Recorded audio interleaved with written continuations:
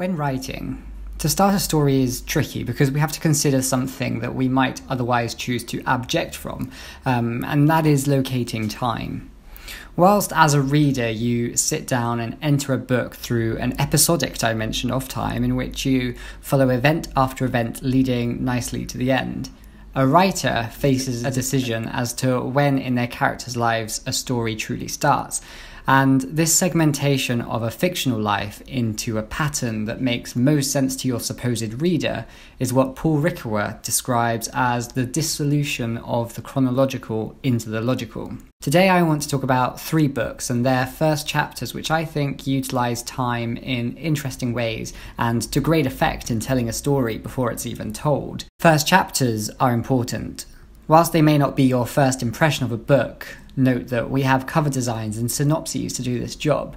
They are going to be your first foray into the story as its own being, and the style by which it is written. We all look for something different to hook us into a story, and some books do this with more finesse than others, but I do believe that there is a mutual consensus that a story's beginning can make or break the reading experience. I have been looking at 3 books that I had read before, so my familiarity with them has definitely allowed me to glean information from them with the perspective of hindsight.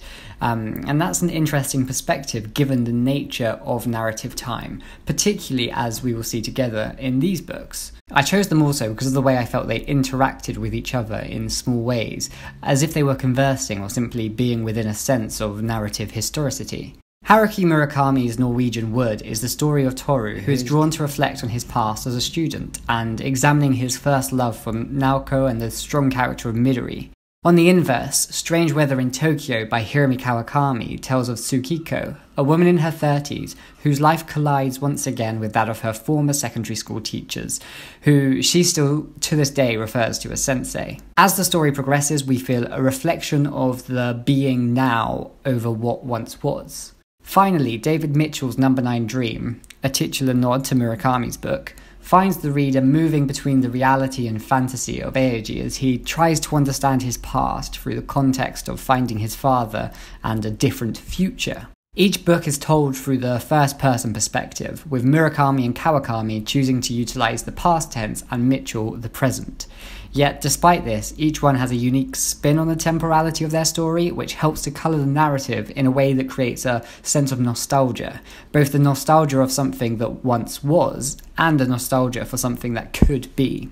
For me, Norwegian Wood has the strongest first chapter of the 3 books. It is subtle in its approach, and reveals a lot more about the story to come than you would know when first going into it.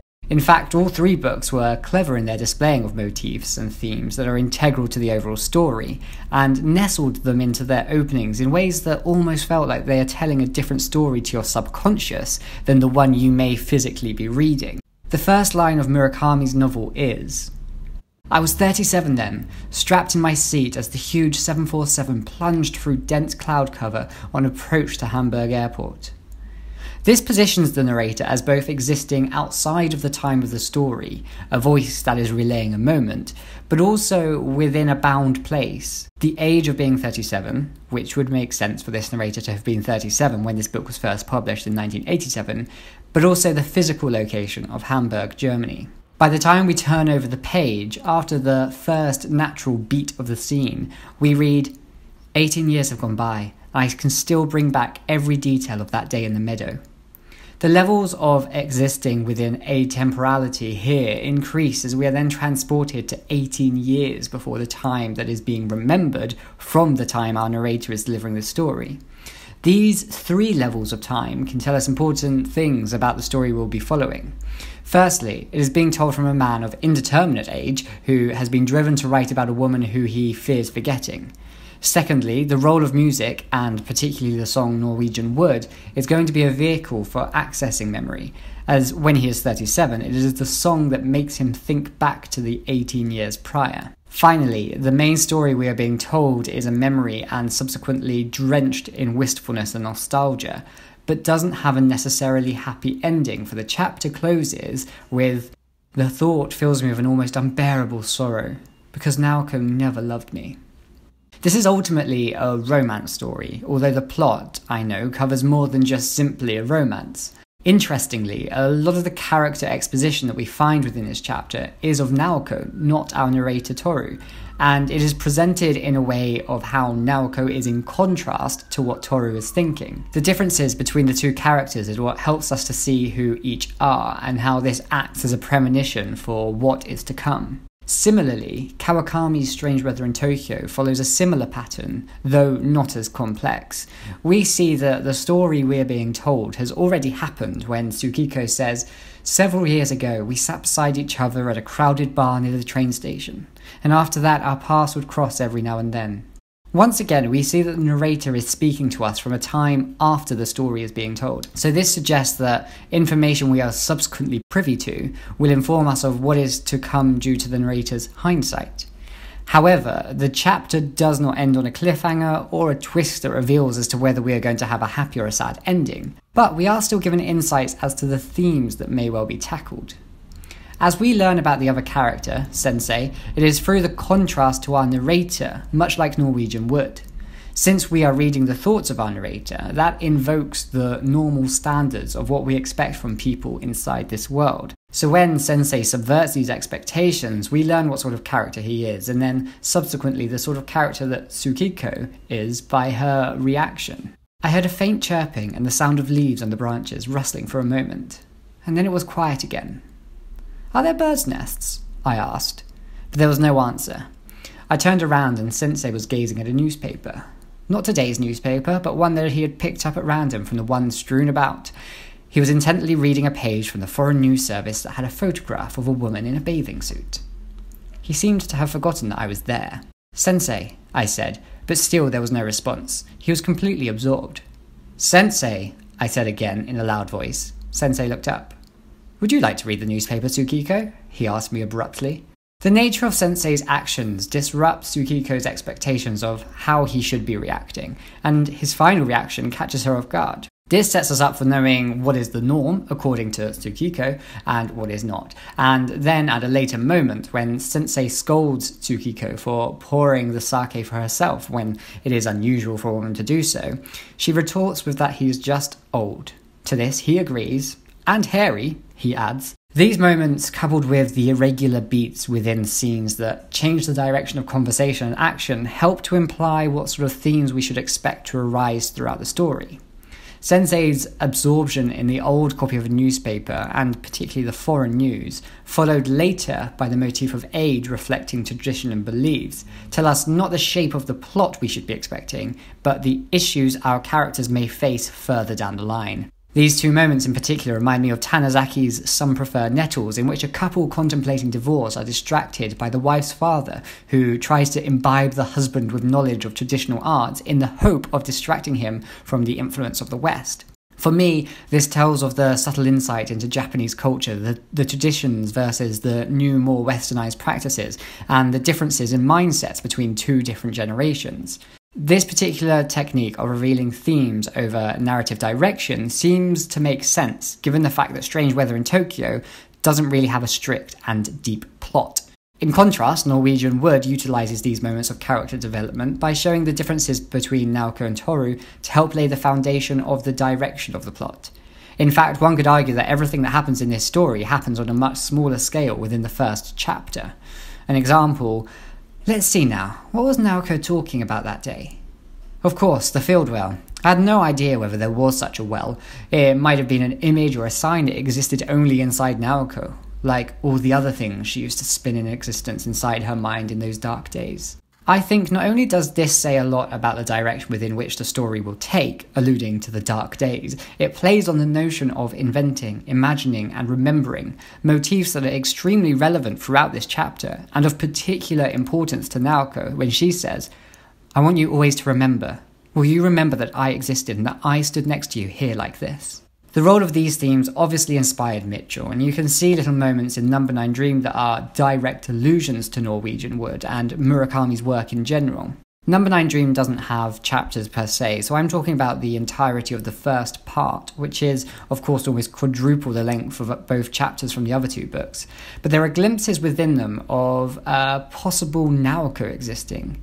There's glimpses of the Beatles and particularly John Lennon, but also the revelation of our narrator, Eiji, having an inclination to spin things into existence within his mind. The temporality of this first part of Number 9 Dream, entitled Panopticon, is fascinating, and whilst at first it may be a bit jarring, it ends up being such an enjoyable part of the story being told. As I said earlier, this book is told from the present tense, and we experience the world around Eiji as he does himself. However, there is an alternative sense of time in this first part. The natural beats of these scenes are separated physically on the page with two distinct shapes, an outline of a square and a black diamond. These are indicators of a shift in time, but also hints to help guide you as you figure out what is real and what is make-believe. The arc of this part is that Eiji sits in a cafe and tries to build himself up to enter the Panopticon, a skyscraper in which houses the law firm that handles his father's documents, the documents which will tell Eiji who his father is. As time moves forward, strange things happen, things which defy genre and abrupt the expectation of the story being told. We have moments of sci-fi action, moments of seedy, thrilling spy scenes, and moments of dystopian disasters. Each time we are thrust into one of these abrupt and disrupting moments, we end them by returning to the cafe and moving back in time. Slowly, we learn that each of these wild moments are just fantasies that Eiji is imagining to help him put off actually going into the tower. Dialogue from other people act as anchors for us as readers to root ourselves in the real world and the real timeline, but it's not always as clear just at which moment we are plunged into his imagination and when we are with him in the real world. Through this part of the story, we learn most of our exposition through Eiji himself, rather than other characters in contrast to him. His subversion of reality helps us to glean ideas about the sort of person he is, and by going along with him as he imagines wild dreams of what he wants to happen, we are rewarded with hints of something having already happened to his sister in the past that has driven him to seek out his father for some hopes as to something new happening in the future. The entire first part of this book is played with the number 9. Every time you read a number written, it is related to 9, and the concept that Mitchell was going for here could have easily grown out of control with each telling of Eiji's daydream. However, we as readers are always anchored by the first line. It is a simple matter. I know your name, and you knew mine, once upon a time. Eiji Miyake. Yes, that Eiji Miyake. Eiji repeats this line over and over again, sometimes to himself, sometimes to Mr. Kato, and sometimes even to his imagined father. The repetition of this line and the different contexts within which he uses it not only helps us to retain our temporality, but also helps to foreshadow the story that is going to come. Much like Toru's repetition of needing to remember helps to allude to the story of Naoko in Norwegian Wood, we are being subtly told what to expect through the rest of the text, always with the question as to whether or not Eiji will be able to say these words to his father. Whilst thematically very similar to Norwegian Wood, with the hints of importance being placed on memory, imagination, and the irony of love, it shares some structurally similar moments with Strange Weather in Tokyo. I've spoken briefly about the beats of scenes and how they were used by Hiromi Kawakami to disrupt the reader's own expectations of the story. It also helps to bring to life what could be otherwise quite a dead scene, for when two characters spend a significant amount of time just sitting in one place and talking, there is a lot of opportunity for the scene to become too stagnant and lose the reader's interest. Much like playwriting, Kawakami uses dialogue to change the direction of scene, and to create moments of almost absurdist humour. These beats tend to happen in the middle of a paragraph or a page, as opposed to having its own paragraph break. The third beat of the scene can be read on the last page of the chapter. I drank the sake in one gulp. Sensei was sipping his. The moon shone brightly on. Suddenly, in a clear and resonant voice, Sensei recited, Light filters white across the river, through the willows, from Ono on the other bank. What is that, some kind of sutra? I asked. Sensei was indignant. Tsukiko, you never paid attention in Japanese lessons, did you? Kawakami constantly implies these antitheses, which show our two characters at odds with each other, and then Tsukiko disrupts the relative calm of the scene, bringing a sudden minor conflict that gives space for humour, but also character development. These sudden changes in mood and tone, which play with absurdist methods, are apparent in Number 9 Dream also, albeit a lot more structured. The beats don't occur in the middle of the text, but rather at paragraph breaks and page breaks. On page 18, as Eiji wants to leave the cafe he's in, we read, I can't go and comfort Akiko Kato until this storm passes. Dripping in her office, I'd be as formidable as a drenched gerbil. Lao Tzu chuckles, chokes, and gasps for air. My, I ain't seen rain like this since 1971. Must be the end of the world, I seen it coming on the telly. 1 hour later, and the Kita Street or Mikado Avenue intersection is a churning confluence of lawless rivers. The rain is incredible. We go from a sense of normality in the cafe and then straight to the apex of some sort of disaster film, with the scene ending in quite the humorous way. On page 21 it ends, "Brat," thinks Akiko Kato. "A lifelong earner comes to a premature end." Lao Tzu chuckles, chokes, and gasps for air. My, it ain't rained like this since 1971. Must be the end of the world. I seen it coming on the telly. But no sooner has he spoken than the downpour turns itself off. The pregnant women laugh. It's changes like these which help to sustain a narrative over a longer page count, for we don't want to be turned off by dead words that don't move us forward. And having both Michu and Kawakami playing with these beats in this way helps to balance the temporality of our narrative. The authors are playing with a sense of time and timing in their first chapters. They're utilising structures that tell the story before it's truly begun. But they're not wasting time. By creating cycles of mood that are volatile and at risk of changing at any moment, our sense of a narrative progressing is enhanced, not through chronology, but through the illusion of time moving in a logical way, which is different to the logic of time moving in the real world. For all three of these books, it is interesting to note how and when the authors choose to start their stories. Conscious of time having happened before the start of the book, they all play with the layers of temporality that not only acknowledge something having already happened, but also introducing a moment of now, which in part represents the entire future of the rest of the text. So as a writer, what can I learn from these techniques? What styles can I utilise to capture different levels of temporality to tell my story before it even begins?